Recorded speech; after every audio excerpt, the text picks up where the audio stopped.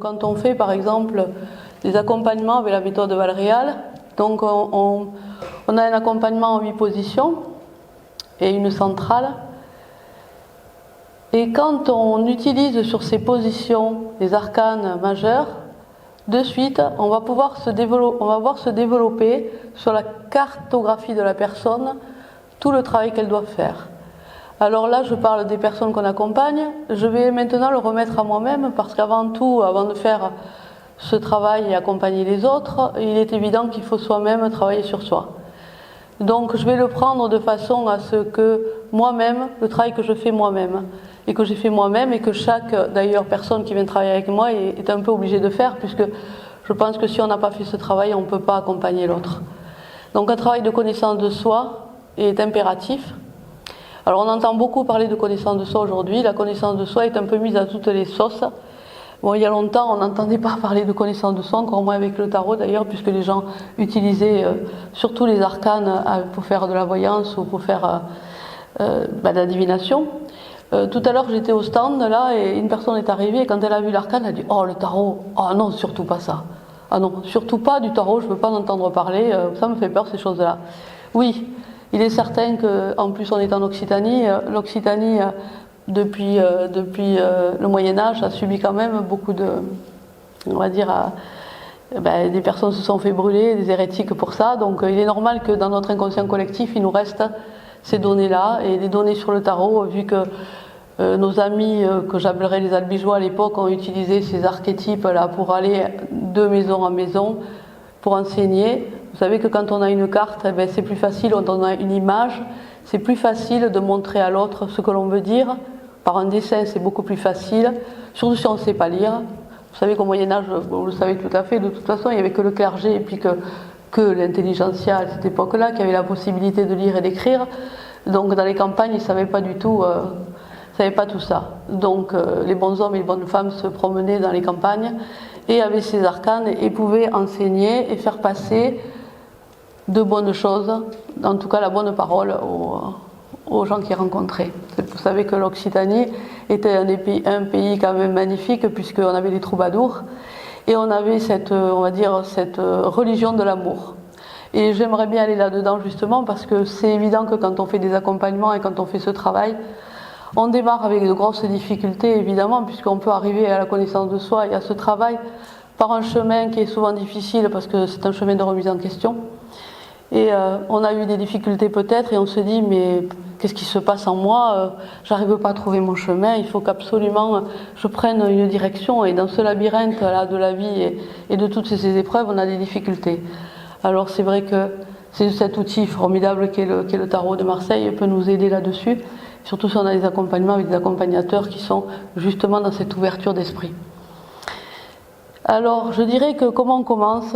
Alors, pourquoi d'abord ces arcanes? Ces arcanes sont... vous ne voyez pas aujourd'hui l'étoile, mais derrière moi, il y a une grande étoile avec toutes les arcanes positionnées en cercle. Vous ne la voyez pas à l'imaginaire, je ne l'ai pas projetée. Donc, elles sont toutes positionnées en cercle avec 5 au centre. 5 arcanes qui nous amènent à faire justement nos transformations vers le soi.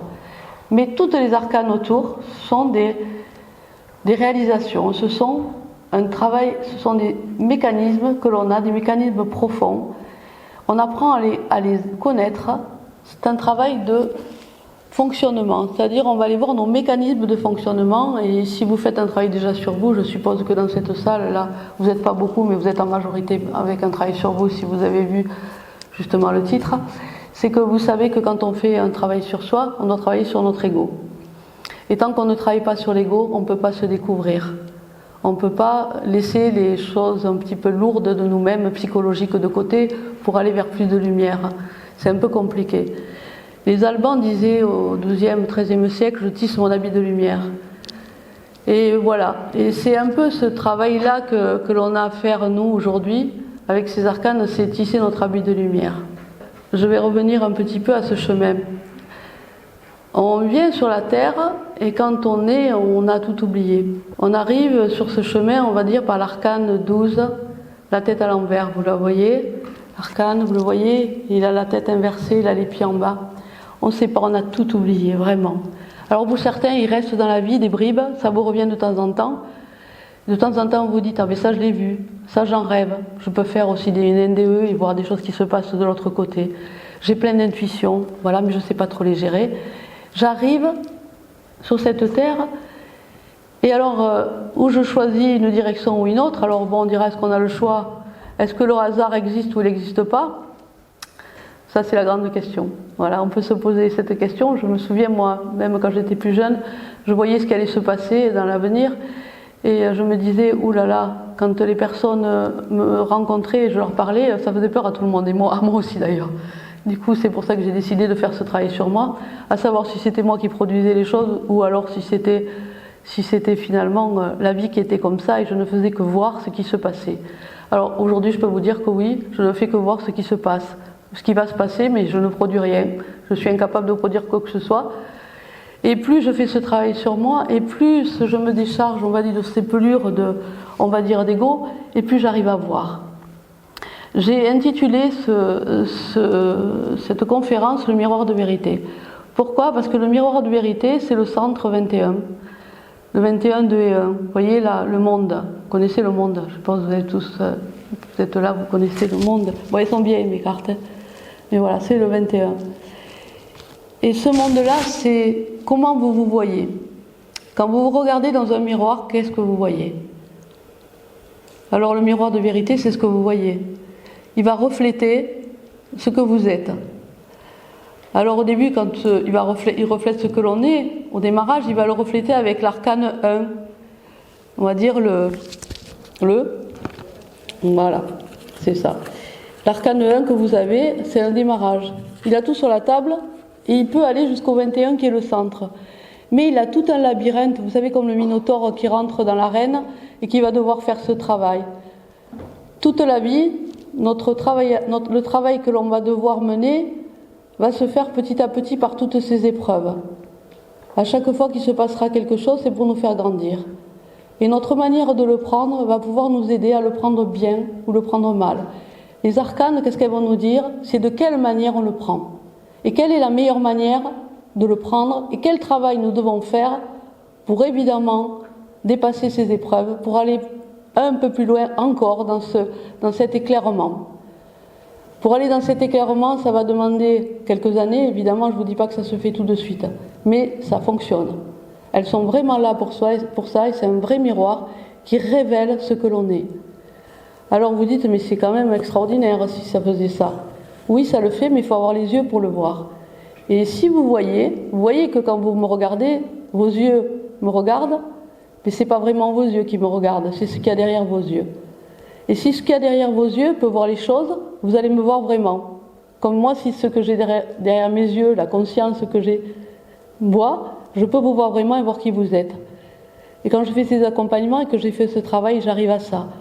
Et donc quand j'arrive à me voir aussi, personnellement, je n'ai pas besoin que quelqu'un vienne me faire peut-être un tirage pour ça, je peux me le faire aussi toute seule, parce que justement, j'ai appris à me voir avec ces yeux-là. Vous le voyez des fois, vous vous dites, ah ben je vois ça. Vous le dites. Qu'est-ce qui s'est passé quand vous avez dit je vois ça? Il s'est passé que vous avez pris conscience de quelque chose. Et donc toutes ces arcanes, vous les étudiez un après l'autre, on dit un arcane, vous les étudiez un après l'autre, et là vous allez vous révéler à chaque fois toutes les facettes de votre psychologie, de votre conscience du moi. En indien on dit Amkar, la conscience du moi. À chaque fois qu'il y aura, vous tirerez l'arcane c'est pour vous dire, ben là vous en êtes là. Alors le processus pour sortir du samsara, de cette loi des vies, des causes et des effets, vous voyez, il n'y a pas de hasard, on est vraiment complètement conditionné. Alors il est facile, puisque nous sommes conditionnés, de voir les choses, vous comprenez bien. Vous faites des tirages, vous allez voir tous vos conditionnements. Et faire ce travail de détachement, il est là le travail. Toute notre vie, nous allons travailler à nous détacher. Oh, il n'y a pas que moi qui dis ça, vous allez en Inde, vous allez entendre ça, vous allez au Tibet, vous allez entendre ça, vous allez chez les Japonais, vous allez entendre ça. Nous, on commence à le dire, mais vu que nous sommes très affectifs, nous, les Occidentaux, nous avons des difficultés à nous détacher. Nous confondons l'amour affectif avec l'amour ouverture, avec l'amour détachement. Et comme j'ai écrit, quand on découvre l'amour, on découvre la liberté. Et tout ce travail va nous amener à ça. À l'intérieur de nous, vous savez, le 21 danse. Il danse justement, ou elle danse, on ne sait pas si c'est un homme, il n'y a plus de sexe là, hein. Terminé, hein, dans la conscience ou dans l'être, il n'y a plus de sexe. Il peut danser puisqu'il se découvre et il voit ce qu'il est. Et il se voit en tant que lumière, en tant qu'être. Et à ce moment-là, quand il a passé finalement tout ce travail-là, il y a quelque chose qui s'est modifié, qui s'est transformé. Donc au niveau des accompagnements, si je revenais aux accompagnements en life coaching, c'est très intéressant, puisqu'on va pouvoir accompagner des personnes qui se transforment, on accompagne au changement. Et finalement, le premier changement, est-ce qu'il n'est pas intérieur? Les gens cherchent à changer à l'extérieur, alors que le premier changement est vraiment intérieurement qu'on le fait. On ne change pas à l'extérieur les choses, on change d'abord à l'intérieur de soi, et quand on a changé à l'intérieur de soi, on ne voit plus de la même manière ce qui va se passer à l'extérieur. Voilà le vrai changement. Et quand on fait ces accompagnements-là, ils sont durables. Les personnes que l'on accompagne vont pouvoir se transformer et vous allez pouvoir les accompagner justement à leur véritable soi. Et là, vous verrez que c'est durable. Les réussites, comment ça fonctionne une réussite finalement dans la vie? C'est comme ça. On ne réussit pas toujours matériellement, mais quand on a réussi intérieurement, notre vie est réussie. D'ailleurs, on le voit à la fin de nos vies, ou à la fin des vies des personnes, c'est ce qu'elles disent. Il y a une satisfaction intérieure, parce qu'il y a eu des remises en question, il y a eu des épreuves qui se sont faites, il y a eu des dépassements. Et on ne revient pas pour revivre les mêmes choses. C'est-à-dire, on sort du samsara. On sort de cette loi des causes et des effets. Et on peut sortir déjà dans cette vie.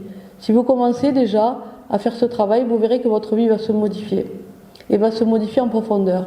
Vous aurez l'impression de vivre plusieurs vies dans une vie. Pourquoi? Parce que ce travail va vous amener à une accélération intérieure. Au lieu de passer des vies et des vies à travailler sur on va dire, des choses qui mettront longtemps, vous voyez, là, ça va s'accélérer. C'est le même processus. Et quand vous allez voir intérieurement, je ne sais pas si vous avez déjà vu, ça arrive, quand on vit quelque chose d'intense, par exemple, on a un accident de voiture, toute notre vie défile. Quand on fait une NDO, si ça arrive, on voit toute notre vie défiler. C'est ces moments où la conscience est vraiment là. Et ces moments où on travaille avec ces arcanes, ce sont comme ces moments-là, ces moments de conscience intense qui font qu'on arrive à voir tout d'un coup et à voir avec une vision tellement large notre vie. On voit tout. On voit tout ce qui se passe. Tout se réunit dans ce temps présent, le passé, le futur et le présent. Et qu'est-ce qui se passe à ce moment-là? Pourquoi on arrive à voir les choses même dans un futur?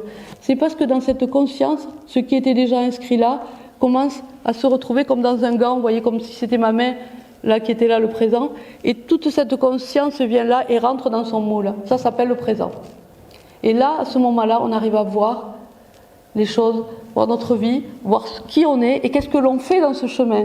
Ce qui était important, que pas beaucoup de gens savent, pas beaucoup de gens s'intéressent à ça, ils s'intéressent à leur vie matérielle, affective et tout, mais ils ne s'intéressent pas où ils en sont intérieurement. Et pourtant on est sur Terre pour ça. C'est quand même dommage. Et quand on commence à s'y intéresser, là on se dit oui, je suis à ce moment-là. Comme un conducteur d'un véhicule, on dit quand on arrive à un stop, il faut s'arrêter parce qu'il y a des voitures qui passent. Quand on s'approche d'un ravin, il faut faire attention. Il y a tout plein d'embûches. Et notre ego, il nous amène à plein d'embûches et plein d'écueils. Et si on arrive à le voir, si on a les moyens, si on a un outil pour les voir, vous comprenez que quand même, on peut soi-même, de façon autonome, par notre travail, faire ce travail-là et avancer intérieurement. Voilà. Vous pouvez aussi, je ne dirais pas que vous ne pouvez pas travailler votre intuition. Évidemment que l'intuition, l'ouverture se travaille. Il est évident que plus vous allez apprendre à travailler avec ces arcanes, et plus vous allez vous ouvrir, et plus votre intuition va être grande. Ça sera vous qui verrez ça en fonction de votre avancement et en fonction de ce que vous voulez faire. Je ne dis pas que c'est une voie facile. C'est une voie très difficile qui est donnée là. Elle demande beaucoup de courage. Moi, je ne me dis pas, tiens, voilà, demain je vais y arriver. Mais si je m'y tiens, vous savez que c'est une voie sûre. Ça veut dire qu'à 100%, ça fonctionne. Quand on fait ce travail, ça donnera automatiquement des résultats et ça donnera quelque chose à la fin qui va nous amener à vraiment voir qui on est intérieurement et apprendre à se connaître. Voilà. Donc le miroir de vérité, c'est pas facile à entendre parce qu'évidemment on n'ose pas se voir. On n'ose pas aller voir à quel moment où on en est de notre vie. On n'ose pas se faire face à face. On n'ose pas. Mais pour ceux qui osent, vous voyez l'ouverture, ce qui se passe. Mais la vie devient beaucoup plus légère, elle devient beaucoup plus tranquille. Tout ce qui va se passer en nous va se passer calmement. On va apprendre évidemment qu'on va méditer aussi. On va apprendre à méditer et à calmer notre mental. Ça fonctionnera comme ça. Moins vous aurez de mental et plus les images vont vous apparaître. Ce sont des archétypes qui existent dans l'akasha et qui existent dans chacun. Donc ces archétypes, si vous êtes libéré de votre mental, qu'est-ce qui va se passer? Ben, vous allez les voir. C'est-à-dire que même dans vos rêves, ou quand vous allez avoir besoin d'une compréhension, ces archétypes vont venir et vont vous dire exactement, vont vous donner la réponse à vos questions, et vont vous aider à votre chemin, et vont vous aider à mieux comprendre. Voilà ce que ça fait. Donc c'est quelque chose quand même d'important pour la personne. Maintenant, si vous voulez les utiliser vous pour le life coaching plus directement, là je vous ai donné quelque chose qui va chercher beaucoup plus loin que la majorité, quoi. On va chercher plus loin dans un travail personnel parce qu'on a envie évidemment toujours de se dépasser et d'aller plus loin, d'aller beaucoup plus loin. Tout le monde ne le fait pas. Il y a beaucoup de gens qui aimeraient bien le faire, mais ils ne le feront jamais parce qu'il faut vraiment beaucoup de discipline pour faire ça. C'est un travail, voilà, journalier, je vais dire. Journalier, c'est pour des gens vraiment qui ont envie de faire, alors je dirais plus un travail de spiritualité au final qu'un travail de psychologie. Voilà. Ça me semble logique de toute façon, puisque ces arcanes n'ont pas été faits pour juste des petites choses de tous les jours. Vous savez que des gens sont morts pour ça, donc c'était pas pour rien. Voilà. Donc si elles sont utilisées avec quelqu'un qui les utilise, qui fait un travail personnel, il va les utiliser très très bien, quoi. Il va pouvoir, la personne, elle va être enchantée. C'est clair que l'ouverture qu'elle va gagner et ce que vous allez lui apporter, ça sera majeur. Voilà. On les appelle les majeurs parce que c'est majeur. Ce sont des arcanes, veut dire quand même des secrets à découvrir. Et ces personnes-là vont découvrir leurs secrets.